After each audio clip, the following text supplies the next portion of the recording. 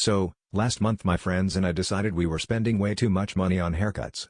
I mean, $10 here, 15 there, next thing you know, you can't afford guac at Chipotle. So my buddy Greg says, how hard can it be? My mom used to cut my hair with kitchen scissors and a bowl. That should have been our first warning, but instead we all agreed to give it a shot. We went to Walmart, bought the cheapest clippers we could find, they were in the pet aisle, but hair is hair, right? And set up shop in my garage. It started off okay, just some uneven sideburns, a little accidental ear nicking, nothing permanent. But then Rachel tried to give Steve a fade, except she misunderstood and thought it meant make it fade away, so she basically shaved a racing stripe down the middle of his head. Greg tried to fix it with duct tape and a Sharpie, which, for the record, is not FDA approved for scalp use.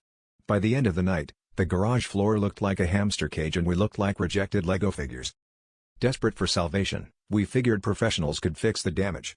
Turns out, barbers don't appreciate walking art projects. The first shop told us to leave before we traumatized their regulars. The second one just pointed to the no circus acts sign and locked the door. The third tried, but after Greg's patch job started smudging onto their combs, they asked us if we'd ever considered hats. Running out of options, and dignity, we saw a pet groomer across the street.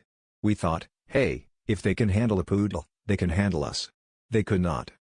That's how, in the span of 1 week, my friends and I got ourselves banned from 3 barbershops and a pet groomer. On the bright side, I learned a valuable lesson: just because something is technically called a clipper, doesn't mean it's meant for humans. And for the record, sit, stay, and don't bite is surprisingly good advice in a hair emergency.